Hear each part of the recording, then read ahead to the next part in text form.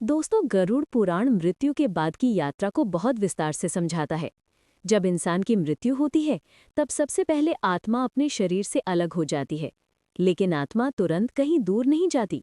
वो कुछ समय तक अपने शरीर और अपने प्रियजनों के पास ही रहती है। दोस्तों, वीडियो पूरी देखने से पहले वीडियो को लाइक करें, ज्ञान के लिए चैनल को सब्सक्राइब कर लें। चलिए शुरू करते हैं। गरुड़ पुराण कहता है, मृत्यु के तुरंत बाद आत्मा को सूक्ष्म शरीर मिल जाता है। ये सूक्ष्म शरीर अदृश्य होता है, लेकिन उसी के सहारे आत्मा देखती, सुनती और अनुभव करती है। जब परिजन रोते हैं, विलाप करते हैं, तो आत्मा भी उस पीड़ा को महसूस करती है। सबसे बड़ा झटका आत्मा को तब लगता है जब उसका शरीर चिता पर रखा जाता है। वो अपने ही शरीर को जलते हुए देखती है, और यही क्षण आत्मा को ये एहसास दिलाता है कि अब ये संसार उसके लिए समाप्त हो चुका है। शवदाह और आत्मा का अलगाव। गरुड़ पुराण में लिखा है, जब शव जलता है तो आत्मा अपने शरीर से पूर्ण रूप से मुक्त हो जाती है। आग आत्मा और शरीर के बीच का अंतिम बंधन तोड़ देती है। इसलिए हिंदू धर्म में दाह संस्कार को सबसे महत्वपूर्ण माना गया है। यदि शव का दहन ना किया जाए, तो आत्मा लंबे समय तक अपने शरीर से जुड़ी रह सकती है और प्रेत योनि में भटक सकती है। यही कारण है कि चिता पर अग्नि देने से पहले मंत्रोच्चार और राम नाम का जाप किया जाता है। इन मंत्रों से आत्मा को दिशा मिलती है और उसे ईश्वर की स्मृति बनी रहती है। लेकिन गरुड़ पुराण ये भी कहता है, यदि आत्मा पुण्यात्मा है तो चिता की अग्नि उसे शांति देती है। यदि आत्मा पापी है तो वही अग्नि उसे असहनीय पीड़ा का अनुभव कराती है। यानी चिता की ज्वालाएं आत्मा के भावों को प्रतिबिंबित करती हैं। यमदूत और आत्मा की यात्रा। शव जलने के बाद आत्मा की असली यात्रा शुरू होती है। गरुड़ पुराण के अनुसार मृतक की आत्मा के सामने यमदूत प्रकट होते हैं। यदि व्यक्ति धर्मात्मा है तो उसे देवदूत जैसे शुभ प्राणी मार्ग दिखाते हैं। यदि वो पापी है तो यमदूत भयावह रूप लेकर उसे बांध कर ले जाते हैं। यमदूत आत्मा को एक विशेष मार्ग से यमलोक की ओर ले जाते हैं। इस मार्ग को प्रेत यात्रा कहा गया है।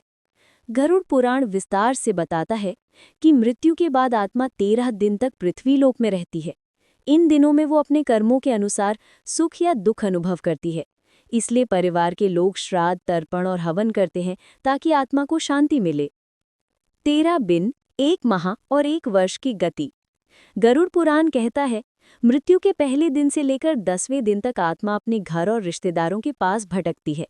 11वें और 12वें दिन यमदूत आत्मा को यमलोक की ओर ले जाने लगते हैं। 13वें दिन अंतिम संस्कार यानी 13वीं के बाद आत्मा को अपने कर्मों के अनुसार यमराज के दरबार में पहुंचाया जाता है। यमराज के दरबार में आत्मा का कर्मफल का हिसाब होता है। यदि अच्छे कर्म अधिक हैं तो आत्मा को स्वर्ग भेजा जाता है। यदि पाप अधिक हैं तो उसे नरक की यातनाएं भोगनी पड़ती हैं। लेकिन गरुड़ पुराण ये भी कहता है कि आत्मा का न्याय केवल 13 दिन में तय नहीं होता। आत्मा 1 माह तक यमलोक की यात्रा करती है। पूरे 1 वर्ष तक आत्मा अपने पितरों की श्रेणी में रहती है। इस दौरान उसके परिवार वालों द्वारा किए गए श्राद्ध और दान से उसकी गति तेज होती है। अंत में गरुड़ पुराण हमें ये बताता है कि मृत्यु अंत नहीं है, बल्कि आत्मा की एक नई यात्रा की शुरुआत है। शव जलने के बाद आत्मा अपने कर्मों के अनुसार स्वर्ग, नरक या पुनर्जन्म के मार्ग पर जाती है। यदि जीवन में पुण्य किया है तो आत्मा को स्वर्ग की दिव्य लोक मिलते हैं। यदि पाप किए हैं तो नरक की यातनाएं भोगनी पड़ती हैं। और यदि आत्मा का कर्म अधूरा है तो वो नए शरीर में पुनर्जन्म लेकर अपनी यात्रा पूरी करती है। इसलिए हमें जीवन में ये याद रखना चाहिए, जो कुछ भी हम करते हैं वही हमारी आत्मा की अगली यात्रा तय करता है। गरुड़ पुराण यही संदेश देता है। सत्कर्म ही आत्मा का असली साथी है। शरीर भस्म हो जाता है, धन और रिश्ते छूट जाते हैं, परंतु आत्मा केवल अपने कर्मों का फल लेकर जाती है।